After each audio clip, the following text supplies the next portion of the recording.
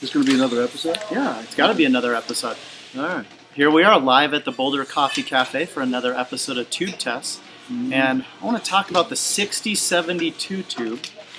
And it's actually in the, it's in the church microphone. It's in the AKG C12 microphone. It's in the 251 microphone. And it's in, of course, a couple other microphones that are clones or the recreations of these, great microphones.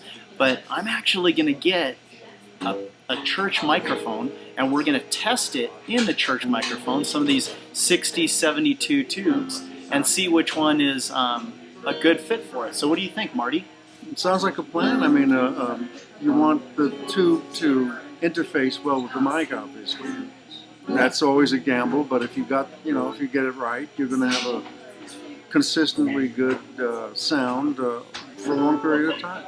And it always blows me away that people will buy these tubes, they'll see them on eBay, and then they'll never, they'll test them as far as the testing goes, right? Which is fine. But nobody ever tests them in a microphone, and they never test them for the use that they're going to use them until they get the thing, and then they, they've already bought it, and of course, it doesn't have any noise or it doesn't have any of this, because it's tested before they send it out.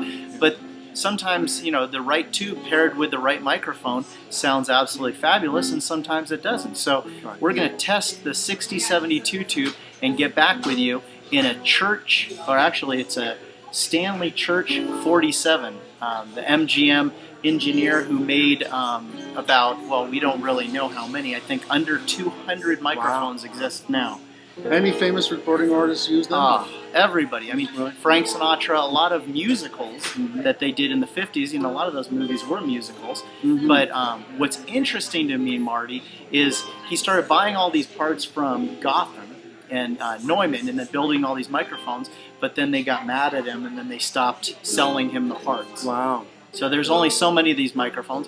We'll test it out, but you can also use the 6072 tube in, like I said, the C12, the 251, and the church, and there's a couple other microphones too. Are you going to be trying to sell this church? U47? I don't know. Depending on the sound. Yeah, well, no, it's kind of one of these things where there's so many people that want one of these mics, and I feel a little bit selfish of holding on to it. Wow. But at the same time, this is this anal retentive coming out again. This is not good. Let's spread it out. Let it go. I don't know. We'll have to see. We'll have to bring it on the show, check it out, and then see if anybody wants to make an offer or something. We'll figure it out. We'll have to shoot by our hip.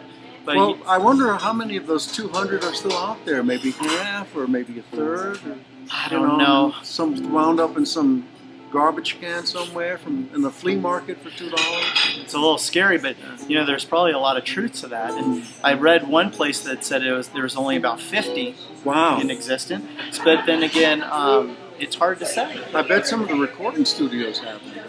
Well, they do, and they're collecting them, and there's a lot of collectors that are thinking that these microphones are going to go upwards in the near $20,000 range. And it makes sense to me. If there's only less than 200 made or even 50 in existence, then this microphone's probably worth it. It's probably worth it if you can get the sound. Yeah.